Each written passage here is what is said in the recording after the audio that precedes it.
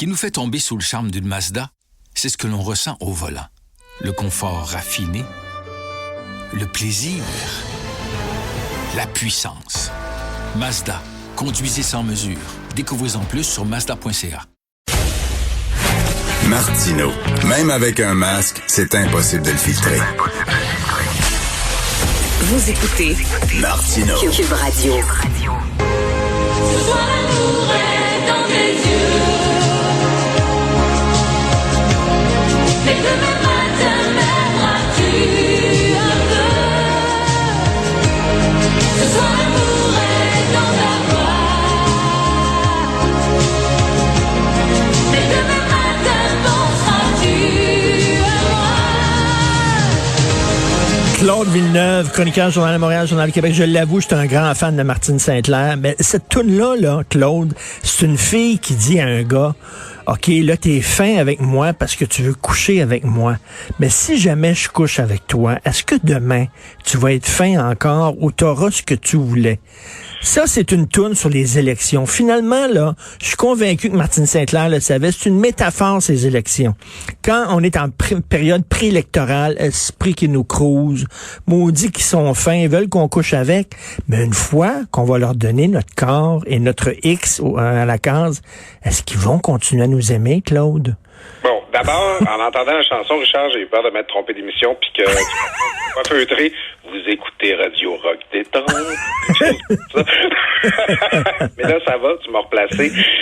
Regarde, tu sais, le PLC, le Parti libéral du Canada, le parti de Pierre-Éliott Trudeau, de la Constitution de 82, le parti de Jean Chrétien, qui s'apprête à partir en élection en disant on va reconnaître le français, puis on va reconnaître la nation québécoise, tu sais. C'est un peu comme le Parti québécois qui partira en élection en disant après les élections, là, la Constitution, je la signe, c'est promis. C'est un anti-casting total. T'sais. Ben oui.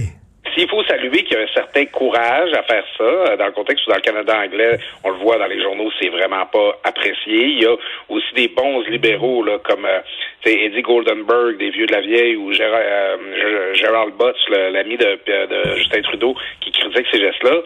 C'est sûr que il faut y voir un geste préélectoral parce que le Parti libéral du Canada, il a besoin de 15 sièges pour avoir une majorité. C'est ça qui leur manque.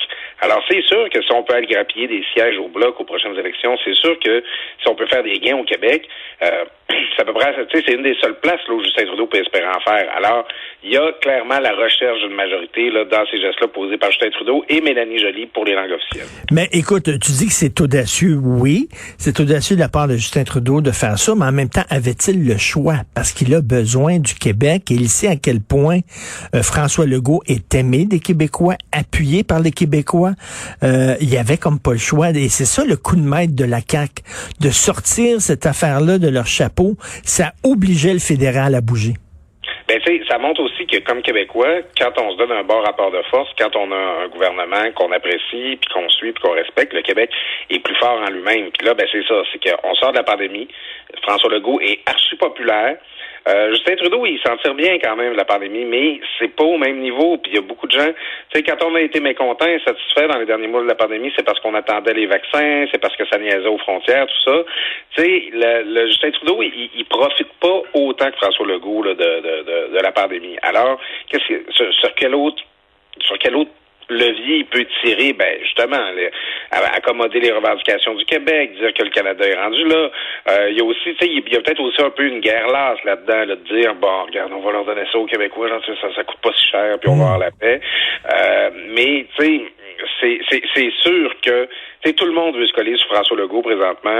Tu regardes, prochaine étape, probablement qu'on va voir Justin Trudeau porter un chandail du Canadien. Et pendant ce temps-là, les conservateurs là, qui essaient de mettre des bâtons dans les roues du Parti libéral, entre autres concernant le fameux projet de la loi 10 sur la radio-télédiffusion qui donnerait plus de pouvoir au CRTC pour obliger les plateformes comme YouTube à avoir davantage de contenu canadien. c'est très bien vu de la part du milieu culturel en disant, ben c'est bon pour nous, ça va avantager la production québécoise, production canadienne. Mais c'est bizarre de la part des conservateurs, eux autres, ils sont parano à l'os en disant ça va donner là des pouvoirs énormes au CRTC qui vont commencer à bannir des pages Facebook, puis à bannir des pages YouTube. Qu'est-ce que tu penses de ça? Ils sont-tu complètement dans le champ, les conservateurs, où effectivement leurs craintes sont justifiées? C'est vraiment un drôle de calcul. C'est un drôle de calcul que les conservateurs font parce que justement, on le voit dans le dossier, par exemple, de la reconnaissance de la nation québécoise dans la Constitution. Là, les conservateurs, le NPD, tout le monde là, a voulu jouer la partition. Là, personne ne veut être celui qui sera pas fin avec le Québec. Dans ce dossier-là, dans le dossier du CRTC, ben, là, tu vois que les conservateurs ont comme décidé de partir dans l'autre direction. Puis c'est ça. C'est que tu vas te rappeler de ça, Richard, je crois que c'est l'élection de 2008 où les conservateurs avaient manqué leur majorité en pelure de bananisant par des coupures épaisses là pour les tournées culturelles là et puis bon le Bloc avait fait campagne là-dessus en disant c'est pas vrai que les conservateurs vont venir faire la loi sur comment est-ce qu'on gère la culture au Québec, comment est-ce que nos artistes sont financés. Ça avait donné lieu à un excellent sketch là qu'on soupçonnait que c'était François Havard et Éric Annuel qui avait fait là avec Michel Rivard là qui est obligé de changer les paroles du phoque en Alaska là parce que parce que les conservateurs anglo comprenaient pas ça.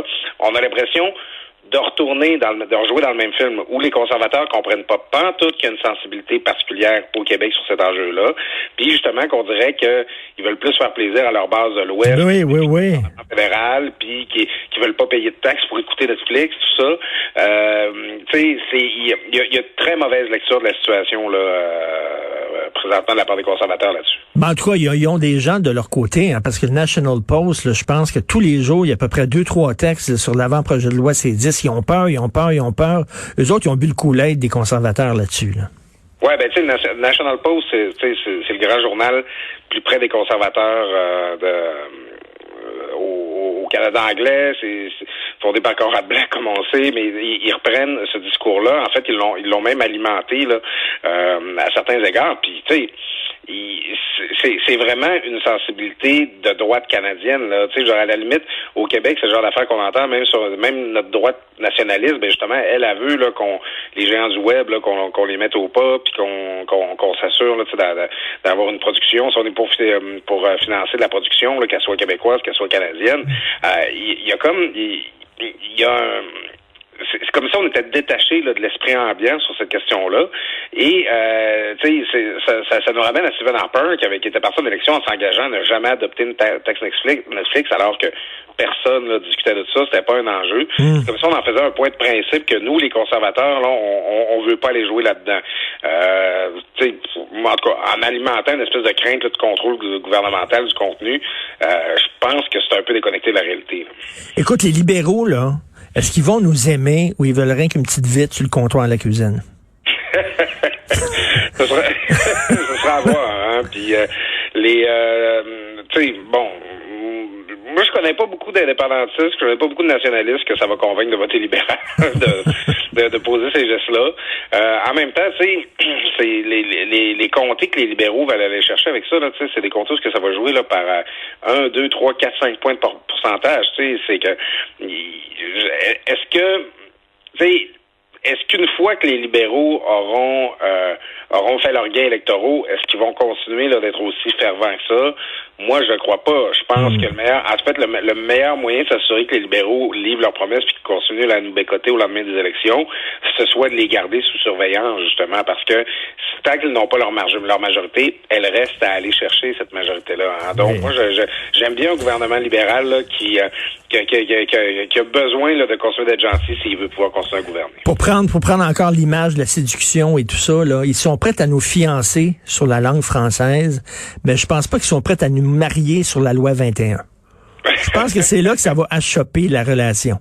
Oui, ben c'est parce que, tu sais, quand tu parles de langue, tu as toujours l'angle de dire que c'est le bilinguisme, c'est une valeur canadienne, que y a des francophones minoritaires ailleurs au Canada qu'il faut protéger, tout ça, tu sais, il y a quelque chose, tu peux toujours attacher ça là, au discours très libéral. Tu sais, après tout, Stéphane Dion n'a-t-il pas déjà dit que la loi 101 était une grande loi canadienne, là? Tu sais, les libéraux, ils sont capables là, C'est vrai. Sur la loi 21, ben tu sais, on sait c'est viscéral là, tu sais, Justin Trudeau, c'est dans ses tripes. On voit comment c'est sensible au Canada anglais quand c'est rendu que t'as un fou qui écrase des personnes de confession musulmane sur la rue. Ça serait à cause de la loi 21 au Québec.